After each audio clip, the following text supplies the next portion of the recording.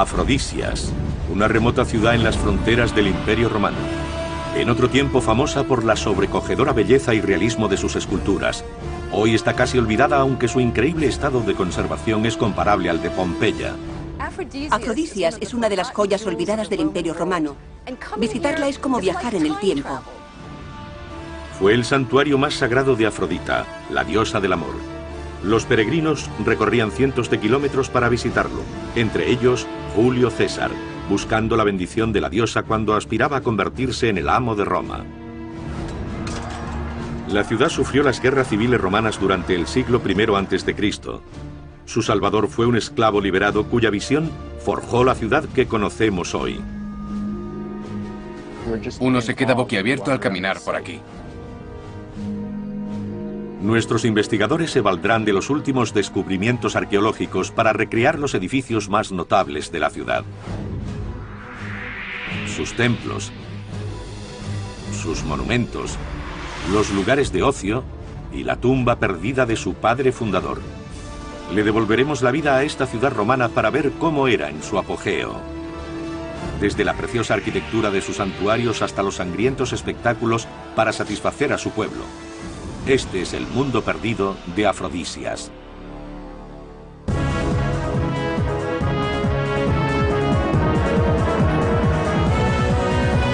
Mundos perdidos, la ciudad perdida de Afrodita. Nuestros investigadores se encuentran en el sudeste de Turquía, en lo que fuera la provincia romana de Asia Menor. Han venido hasta Afrodisias, ciudad que se llamaba así por su deidad protectora, Afrodita, la diosa griega del amor. Su origen se remonta a 5000 años antes de Cristo. Primero fue una ciudad griega y luego romana. Esta fusión de dos grandes culturas, dos estilos, la convirtió en una joya del Imperio Romano. Eleanor Herman es historiadora. Quiere descubrir el aspecto que tenía Afrodisias cuando era una de las ciudades más famosas, elegantes y bellas del mundo clásico. Y averiguará por qué se le debe todo a un esclavo, Gayo Julio Zoilos. El personaje más fascinante de Afrodisias fue Zoilos, un esclavo liberado por Julio César. No tenía nada, pero fue ganando poder y riqueza. Quiero averiguar cómo lo logró. Jesse Karp es ingeniero de estructuras. Quiere descubrir cómo se edificó una ciudad tan increíble. Se adentrará en los secretos de los maestros constructores romanos. Quiero descubrir cómo hacían estas obras tan grandes. Cómo ensamblaban la piedra sacada de un precipicio y traída hasta este lugar. La labraban y construían. Uno piensa, ¿cómo es posible obtener esto de un bloque de piedra? Pero lo hacían.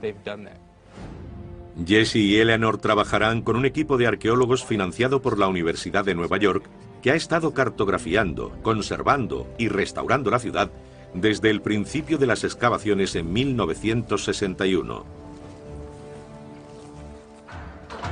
Se valdrán de los últimos descubrimientos para recrear un mundo que no hemos visto en 15 siglos. Jesse se encuentra con el arqueólogo Chris Rate en el lugar más alto de la ciudad. Aunque parcialmente oculta por la maleza, desde aquí se puede ver la disposición de Afrodisias. Hay buena vista desde aquí, de toda la ciudad. Nos encontramos en el centro de la ciudad y las zonas públicas estaban rodeadas de barrios residenciales con trazado en cuadrícula.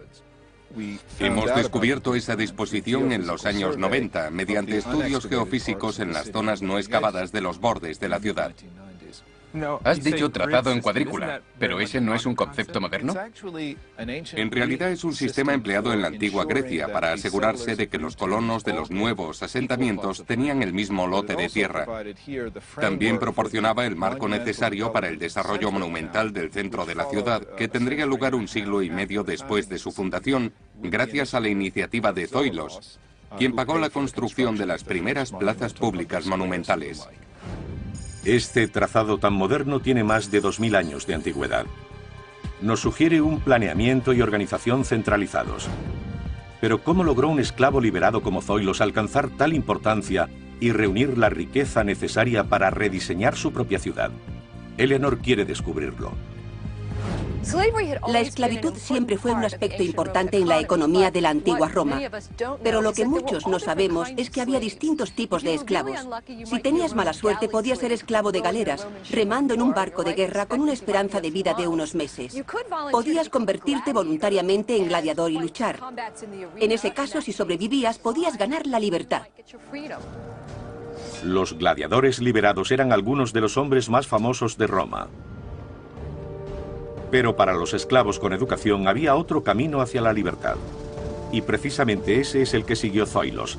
Trabajando duro y prestando sus fieles servicios, un esclavo podía conseguir un puesto de autoridad e influencia en casa de su amo y llegar a ganarse su libertad.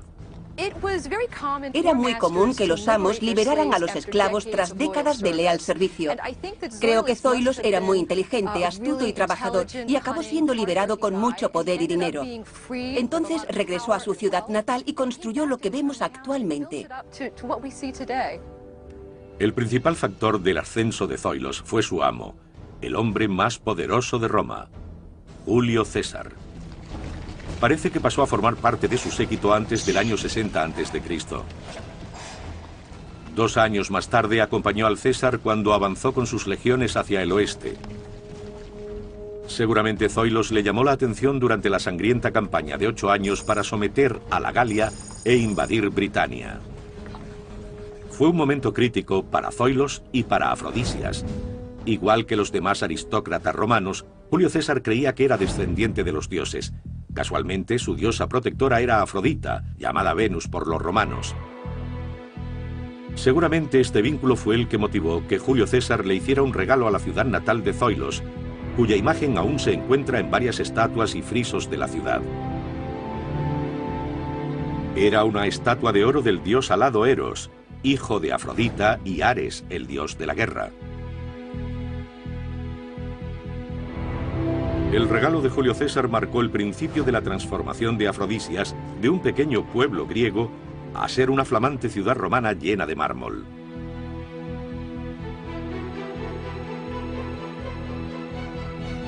Y Zoilos jugó un papel central en este cambio. La Universidad de Nueva York lleva décadas trabajando en el lugar para reconstruir esta historia. Afortunadamente ha sobrevivido una gran prueba: los restos de un friso hermosamente esculpido que se cree que adornó la tumba de Zoilos. Heather Turnbow, experta en las tumbas de la ciudad, ayuda a Eleanor a interpretar lo que el friso cuenta de la vida de Zoilos. Aquí tenemos a Zoilos. A su izquierda está Andrea. Aquí vemos el nombre. Es la representación de la valentía y el valor militar. Como puedes ver, le está entregando este escudo. Al otro lado está la figura de Timai, que simboliza el honor y representa los privilegios y la riqueza que ha obtenido. ¿Qué me dices de las figuras que tenemos aquí? Tenemos a Demos, el pueblo, y al otro lado Polis, la ciudad.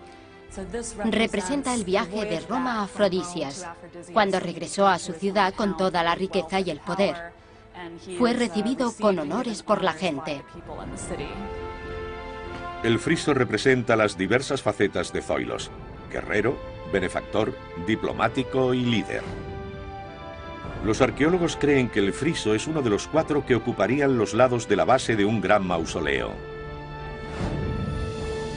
La elegante construcción de 3 alturas habría tenido una cámara de más de 4 metros cuadrados en la base, cubierta por unas columnas soportando un techo piramidal. Servía para que la ciudad recordara al hombre y lo que le debía.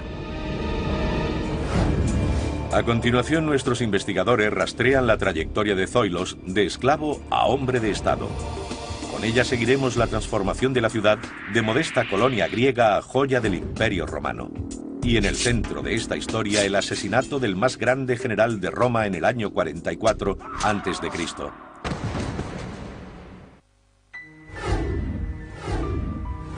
Nuestros investigadores se encuentran en Afrodisias, una ciudad fundada por los griegos y transformada por los romanos durante el Imperio en una espectacular ciudad de mármol. Transformación desencadenada con un regalo de Julio César y continuada por sus sucesores. En marzo del año 44 a.C., Julio César, dictador vitalicio de la República de Roma, llegaba al Senado. Casi de inmediato fue abatido por un grupo de senadores desafectos. El imperio se sumió en el caos mientras diversas facciones políticas luchaban por el poder. Aprovechando la disputa por el liderazgo, su mayor rival, el Imperio Parto, atacó por el este. Afrodisias se vio empujada a la primera línea de un gran conflicto. Zoilos, el fiel esclavo de Julio César, fue liberado por Octavio, heredero elegido por César.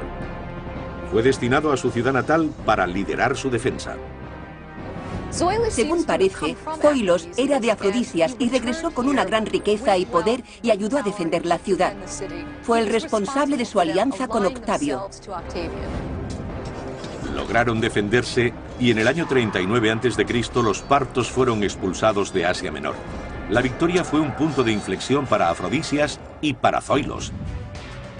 Para recompensar su coraje y su lealtad, Octavio premió a Afrodisias declarando la ciudad libre, o lo que es lo mismo, exenta de pagar impuestos a Roma. Zoilos reunió los fondos liberados para usarlos en un plan de construcción. Nuestros investigadores estudian el complejo del templo romano iniciado a finales del siglo I a.C.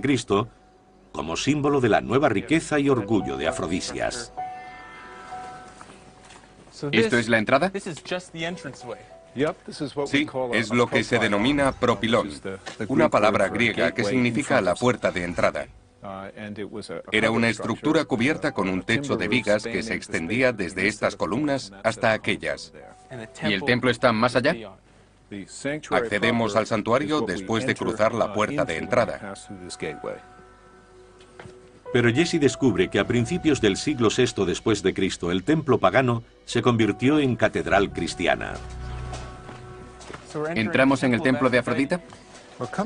Entramos en el templo, pero lo que ves es lo que sobrevivió después de haberlo convertido en una catedral cristiana en el 500 después de Cristo. Lo que hicieron fue invertir la estructura original. Era un cubo rodeado de columnas que contenía una estatua. Al convertirse en iglesia, ese cubo fue desmantelado y usado para levantar paredes alrededor de las columnas. Mirando la planta podemos separar los añadidos del siglo VI para ver el templo pagano construido por Zoilos 500 años antes.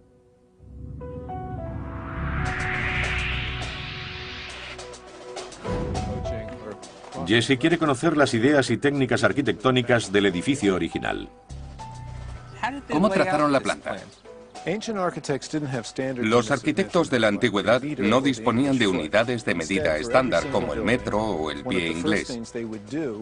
En cada edificio establecían cuál sería la unidad usada en él. Aquí el patrón permanece inscrito en uno de los bloques originales del templo. ¿Qué longitud tiene? Es exactamente un pie, 29,5 centímetros del sistema métrico. Encontramos esta medida en las dimensiones más significativas del templo y en los planos de la ciudad. Entonces, si miramos a nuestro alrededor, veremos múltiplos de esta medida por todo el lugar. En todas partes. La unidad garantizaba que los bloques de los edificios siguieran la misma medida. Las técnicas que usaron le sonarían a cualquier constructor moderno. ¿Qué tipo de tecnología emplearon para mover estas enormes piezas de mármol? Prácticamente la misma que se usa hoy. Bloques, aparejos, andamios, grúas. La única diferencia es que no estaban mecanizadas. Las columnas fueron un motivo central del templo pagano y de la posterior catedral cristiana. Si no eran rectas y firmes, su capacidad para soportar el peso se reducía considerablemente, convirtiéndolas en vulnerables ante cualquier temblor. Para que las piezas que formaban las columnas se mantuvieran rectas, las perforaban en el centro. Las sellaban con plomo fundido para aislarlas del óxido y las unía a un eje de hierro. Con esta técnica los constructores levantaban columnas muy elegantes para los estándares de la época. Su altura era 7 veces superior a su anchura. Actualmente se usa un sistema de sujeción similar. Fijamos las casas a los cimientos, que están anclados, por decirlo de algún modo. Cumplen la misma función. Una vez terminado, el templo de Afrodita se convirtió en la pieza más importante de la ciudad. Un asombroso edificio de mármol de 29 metros de alto por 8,5 de ancho, rodeado por 42 columnas. Ya que sabe cómo se construyó el templo y su aspecto exterior, Eleanor empieza a investigar lo que sucedía en su interior. Heather le enseña a Eleanor que Zoilos dejó constancia de su presencia en la piedra. Así que este es el templo de Afrodita, el punto alrededor del cual creció toda la ciudad. Estamos entrando en el templo de Afrodita, por la que fue la puerta de acceso a la iglesia cristiana. Esta es una pieza interesante de la fase inicial, cuando era un templo. Formaba el dintel del pasillo que iba hacia la cámara del templo, donde se guardaba la estatua de Afrodita. Hemos encontrado una inscripción que ahora casi no se ve, en la que se da fe del hombre que financió el edificio, Zoilos. Sauter Kai Euergetes, Salvador y Bienhechor. Entonces era la parte más sagrada, el altar, y estaría situado ante nosotras. Sí. Sería una sala cerrada en este extremo, rodeada de columnas. Y creo que no estaba abierto al público en general, sino que quedaba reservado para los sacerdotes, ¿verdad? Cierto, el altar estaba fuera, en la parte delantera del edificio, en el patio situado delante de la sala, donde se celebraban los rituales públicos y donde los sacerdotes hacían los sacrificios. Había más espacio para la gente. Cuando pienso en Afrodita, me imagino la voluptuosa diosa del amor y el sexo. Una hermosa mujer desnuda. ¿Era ese el aspecto de la estatua? La Afrodita de Afrodisias tiene una forma muy diferente. En el museo cercano hay una estatua de la diosa. ¿Sería esta una reproducción de la diosa Afrodita que se encontraba en el templo? No tiene nada que ver con lo que imaginaba, ni siquiera tiene curvas. Es verdad. Presenta esta forma porque es una mezcla de una antigua diosa de Anatolia y la Afrodita griega.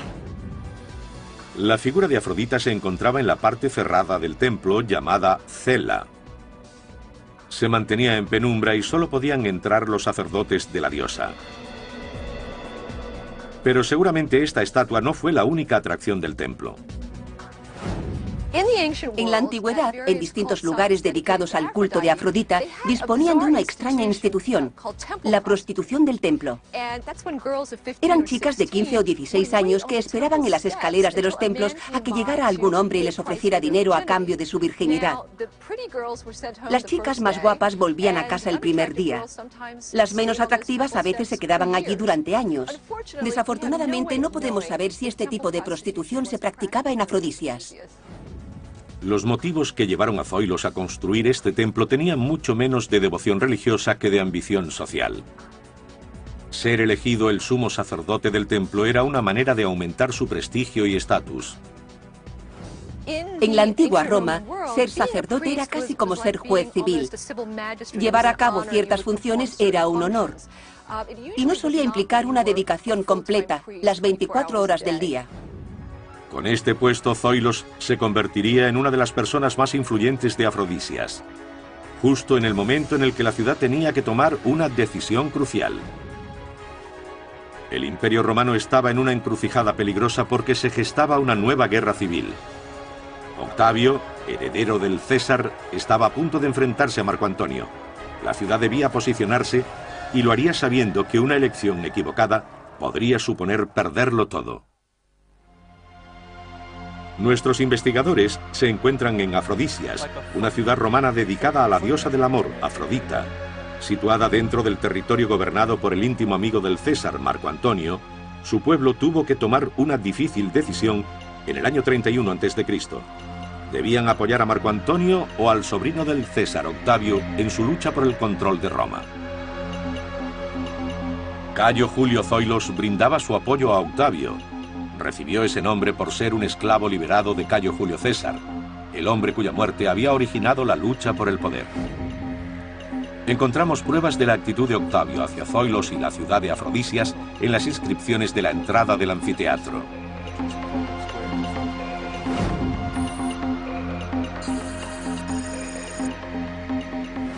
Eleanor Herman, historiadora, se reúne con el jefe de arqueólogos del equipo de la Universidad de Nueva York, Chris Rate, para conocer más. Estamos llegando a la entrada principal del teatro, donde vemos una serie de inscripciones que incluyen copias de correspondencia oficial, entre las que hallamos una carta de Octavio que empieza diciendo: ya sabéis cuánto aprecio a mi Zoilos. Al final de la carta reza: he escogido esta ciudad entre todas las de Asia para que sea la mía. Se refiere a la ciudad de Afrodisias. Esta carta fue escrita antes de la fundación del Imperio Romano. Octavio desde el oeste e Italia y Marco Antonio desde el este y Grecia luchaban por el poder. Estos documentos atestiguan el esfuerzo de Octavio con la ayuda de Zoilos para ampliar su influencia en el territorio de Marco Antonio. Así que Octavio lo hacía para intentar ganarse el apoyo de esta ciudad. Exacto. Y parece que también fue el motivo por el que envió a Zoilos aquí. Según la tradición griega, las decisiones políticas importantes, como apoyar a Marco Antonio o a Octavio, debían ser debatidas por los hombres libres de la ciudad públicamente. Eleanor quiere saber si se hicieron estos debates. Esto es el teatro, el lugar donde se hacían representaciones, pero ¿tenía otras finalidades? Era un espacio para asambleas de todo tipo. Cuando el gobernador romano venía aquí para dirigirse a la ciudad, escogía este lugar para hacer sus discursos, donde recibiría los aplausos del público. También se usaba para espectáculos de gladiadores, por eso la zona de la orquesta está por debajo del escenario. Los deportes sangrientos, gladiadores, peleas con animales salvajes y ejecuciones públicas figuraban entre los pasatiempos preferidos de los romanos y los exportaron con gran entusiasmo a todos los rincones de su imperio. Estos espectáculos también eran una poderosa arma política y los dignatarios locales, como Zoilos, financiaban las luchas para aumentar su popularidad. ¿Qué aspecto tenía hace 2000 años? ¿Era muy distinto de lo que vemos hoy? Era el doble de grande de lo que vemos. Ahora solo queda el bloque más bajo de asientos, pero había otro nivel encima. El edificio del escenario, el telón de fondo permanente, tenía 3 plantas. El conjunto sería muy elaborado y daría la sensación de ser un espacio cerrado. ¿Estaba lleno de estatuas de mármol? Sí, había muchísimas estatuas entre las columnas de los 2 últimos pisos. Muchas de ellas fueron encontradas cerca del escenario durante las primeras excavaciones. Las minuciosas investigaciones de la Universidad de Nueva York han descubierto la gran cantidad de estatuas y ornamentos que adornaban el escenario. Y seguimos encontrando rastros del ciudadano más importante de Afrodisias. Esto no era solo un escenario, era una valla publicitaria. En el dintel encontramos una inscripción con el nombre de quien lo ofrece, Cayo Julio Zoilos, identificado como hombre libre o exesclavo del hijo de Julio César, Octavio, e importante magistrado de la ciudad, cargo que había renovado en 10 ocasiones. Finalmente dice que dedica el edificio a Afrodita, la deidad más importante de la ciudad, y a Demos, la encarnación de los ciudadanos. Esta inscripción también es una manera de recordar el apoyo que Zoilos le brindó a Octavio en su conflicto con Marco Antonio. Esa lucha acabó en una guerra abierta en el año 31 a.C. Después de casarse con Cleopatra, la mujer más rica del mundo y reina de Egipto, Marco Antonio disfrutaba de una gran ventaja económica. Pero no se percató del insulto moral que causó en Roma su boda con la examante de Julio César. Cuando Marco Antonio se divorció de su mujer, una patricia, y se casó con Cleopatra, la reacción fue de horror. Allí estaba con esa encantadora mujer oriental que le haría hacer cosas terribles a él y a Roma. Los temores de Roma se confirmaron cuando Marco Antonio y Cleopatra declararon que Cesarión, el hijo mayor de Cleopatra, era hijo de Julio César. Por este motivo decidieron proclamarlo heredero de un supuesto imperio romano-egipcio. Estas escandalosas reivindicaciones habrían sido una buena munición para que Zoilos lograra convencer a los afrodisios de la necesidad de apoyar a Octavio en la guerra. La decisión definitiva se tomaría en el teatro. Zoilos ganó. Para satisfacción de los afrodisios, que debían temer las represalias de Marco Antonio, la guerra fue corta. Abandonado por sus hombres y creyendo erróneamente que Cleopatra había muerto, Marco Antonio se suicidó.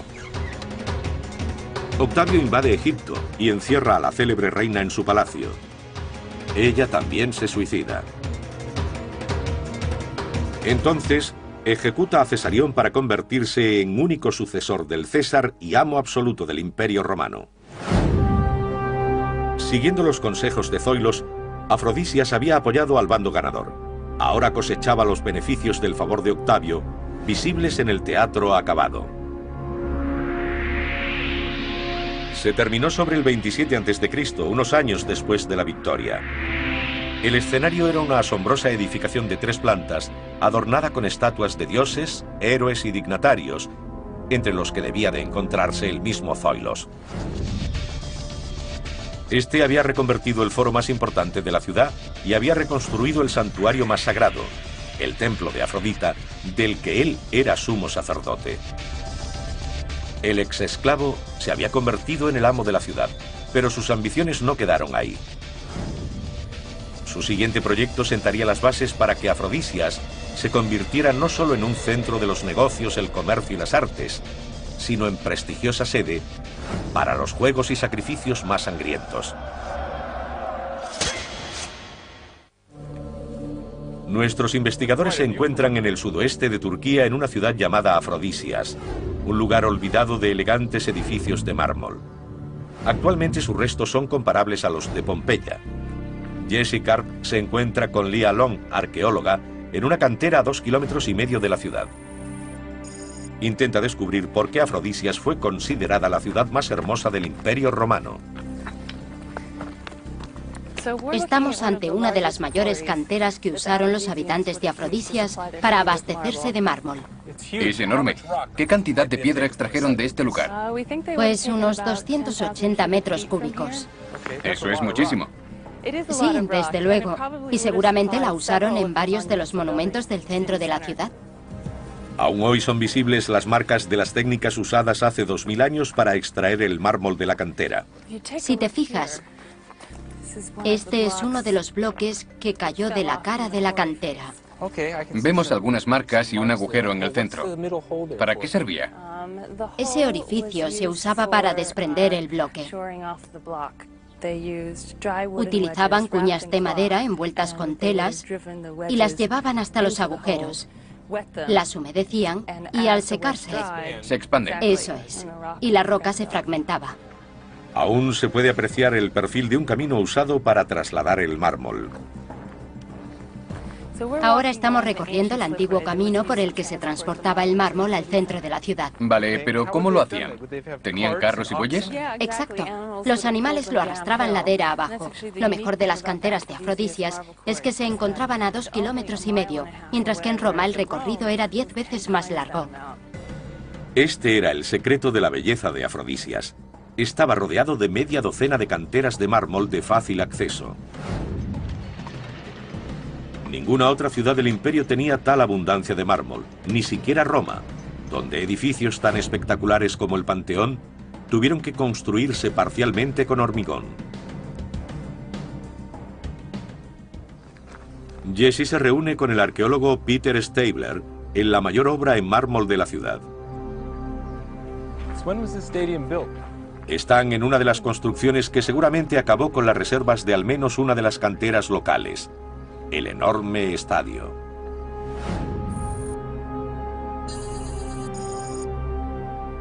¿Cómo se conserva el estadio? Es uno de los estadios antiguos más grandes y mejor conservados. Es una construcción inmensa. ¿Tienes idea de la cantidad de mármol que se usó para construirlo? Tiene unos 275 metros de largo y 76 de ancho. Hemos calculado que fueron necesarios unos 70 metros cúbicos. Desde la grada más alta del estadio se puede apreciar la gran cantidad de material usado en su construcción, además de su forma y diseño únicos. El aspecto largo y estrecho es una característica típica de los griegos. Todos sus estadios son así. Las construcciones romanas eran ovaladas. Este edificio es una combinación de los estilos griego y romano. ¿Qué hace que sea tan particular? Tiene dos extremos que terminan en curva y los lados, que deberían ser rectos, no lo son. Salen un poco.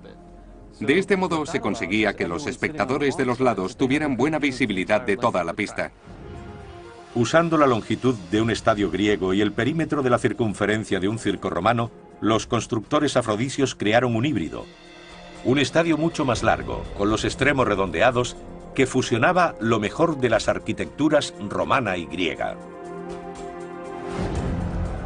Decidieron mezclar estas dos formas para acoger tanto los sangrientos deportes romanos como el atletismo tradicional griego. El estadio se usaba para dos tipos de actividades.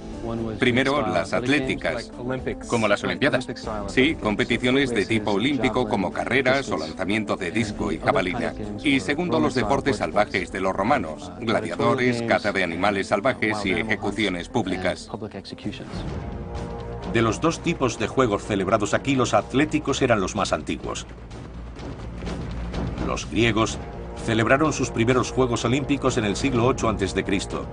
En Afrodisia, los juegos locales se llamaban Afrodiseia, y los más populares eran carreras, lucha, lanzamiento de disco de jabalina y carreras de carros. Como hoy, determinados grupos de aficionados tenían reservado su asiento, pero también había restricciones, sobre todo para las mujeres durante las competiciones atléticas. Muchos de los asientos tenían inscripciones que indicaban que estaban reservados a grupos concretos, gremios como los jardineros sagrados, familias adineradas o visitantes de fuera. Curiosamente, algunas de las inscripciones tienen nombres de mujer. Las mujeres no podían presenciar las pruebas atléticas porque los hombres competían desnudos, pero sí tenían permitido el acceso a los combates de gladiadores y a las crucifixiones. Otro de los motivos de la construcción de este estadio fueron los deportes sangrientos. Con casi 275 metros de longitud y 30 filas de asientos, el estadio podía albergar hasta 30.000 personas, el doble del número de habitantes de la ciudad. Para los festejos más importantes, los juegos duraban varios días seguidos. No era extraño que la gente encontrara otra manera de divertirse entre un evento y otro. Aquí tenemos un tablero de juego que alguien talló en el asiento hace 1600 años. En los momentos en los que te aburrías, entre combates, después de las decapitaciones, antes de que saliera el león a hacer trizas a la gente, podías sentarte a jugar con un amigo. El estadio fue un gran logro, pero tanto sus medidas como su importancia tendrían que competir con el siguiente proyecto de construcción de Zoilos. En el año 25 a.C. empezó a reconstruir la plaza principal, o ágora, un proyecto de grandes dimensiones con el que Zoilos quiso dejar su huella indeleble.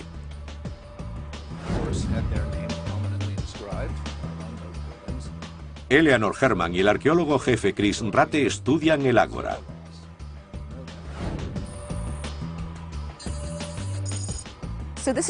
Esto es el ágora, el antiguo mercado y el centro neurálgico de Afrodisias.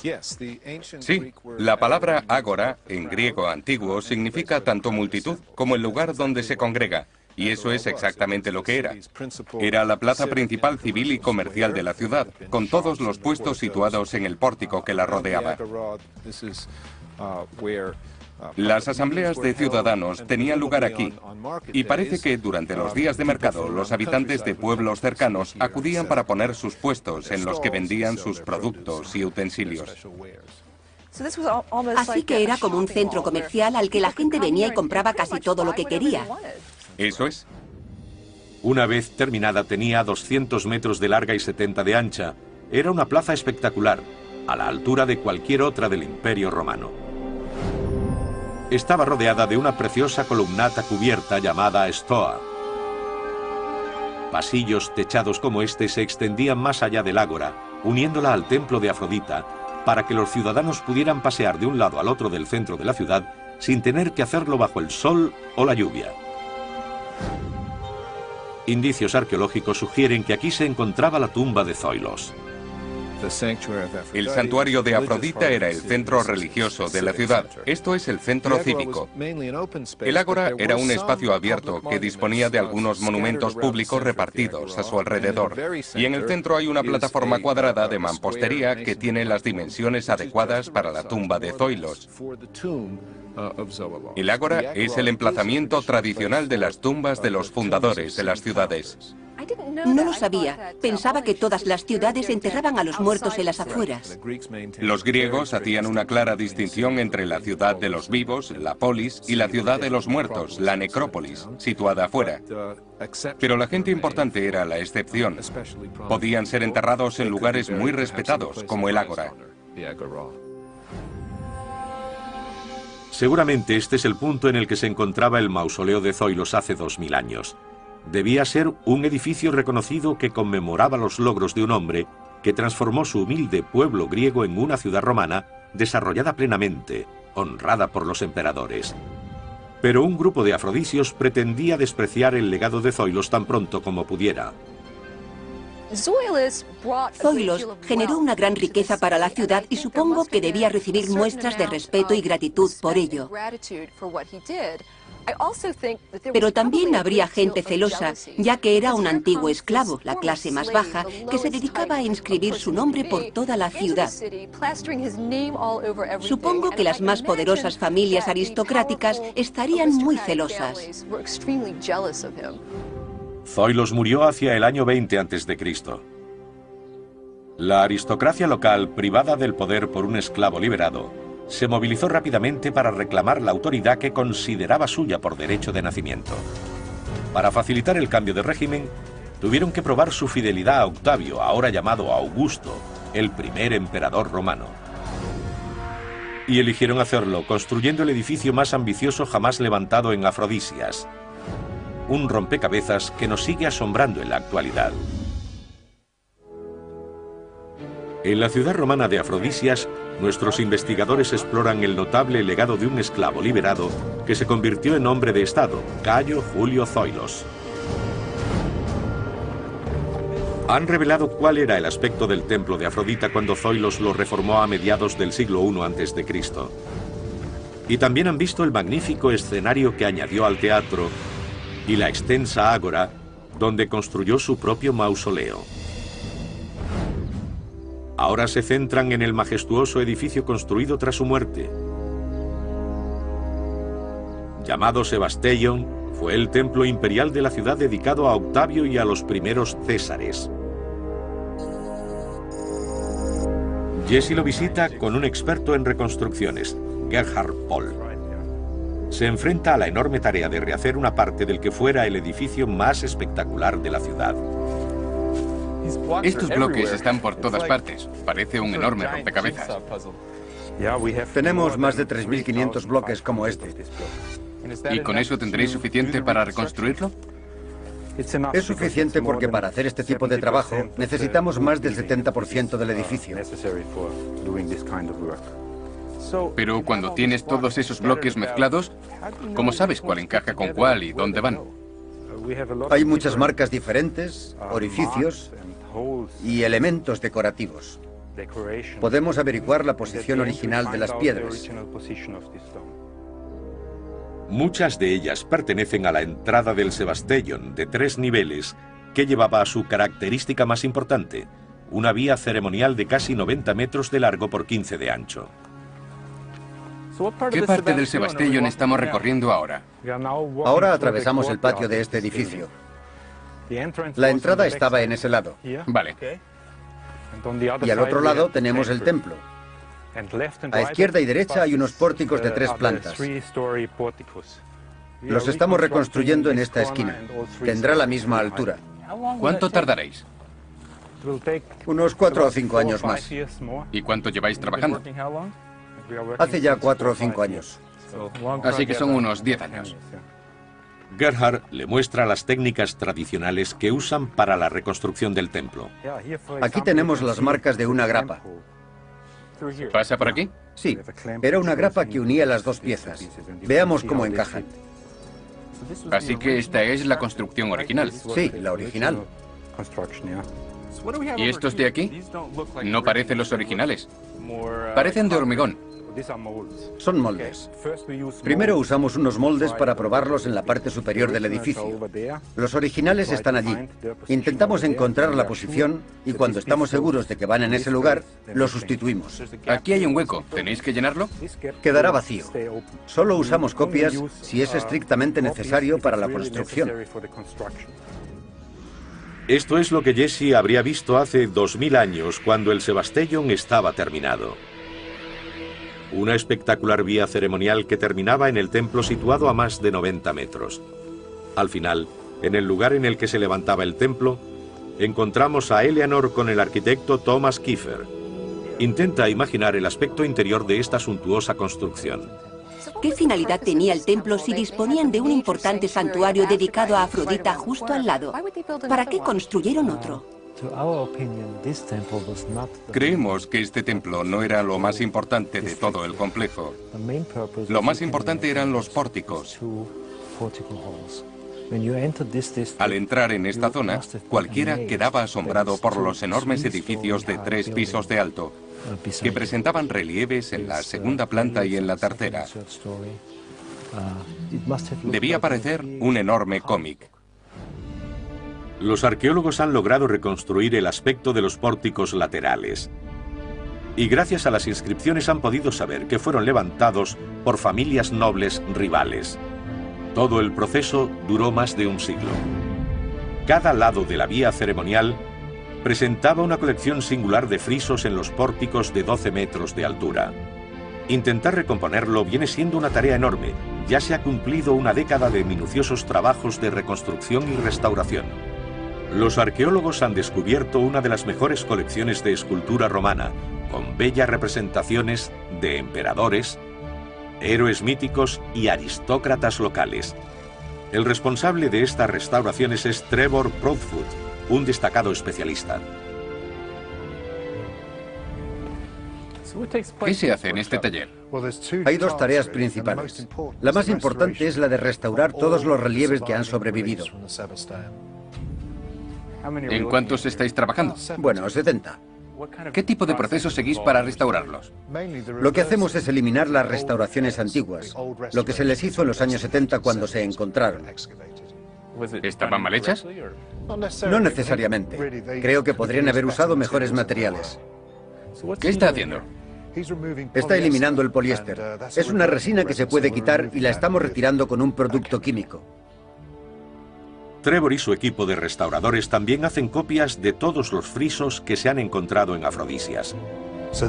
Este es el segundo programa de trabajo. Estamos haciendo réplicas de 15 de los relieves del Sebastellón. ¿Esto es un molde? Sí, es un molde de silicona de uno de los relieves de la restauración del Sebastellón. ¿Puedo tocarlo? Claro que sí. Es muy maleable. Sí, pero a la vez muy resistente. Podemos quitarlo sin tener que romper el molde. Se puede rellenar con aglutinante y polvo de mármol para hacer las réplicas del mármol.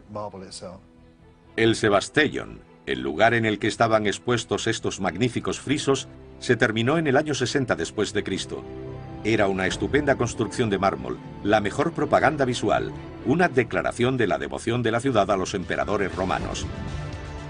En el siglo III después de Cristo, Afrodisias estaba en su mejor momento. Custodiado por la estatua de oro de su hijo Eros, el santuario de Afrodita se había convertido en uno de los más ricos y célebres de Asia Menor. A su alrededor, una ciudad bulliciosa y cosmopolita seguía creciendo hasta el siglo VI después de Cristo, y fue notoria por sus maravillosos edificios de mármol. Pero el declive de la civilización romana, las invasiones por el este y una serie de terremotos redujeron la brillante ciudad de mármol a unas ruinas olvidadas. Ahora, 15 siglos más tarde, hemos podido apreciar el esplendor oculto tras este mundo perdido. Y hemos desvelado la notable historia de un esclavo liberado que reconstruyó la ciudad de Afrodisias a su propia imagen.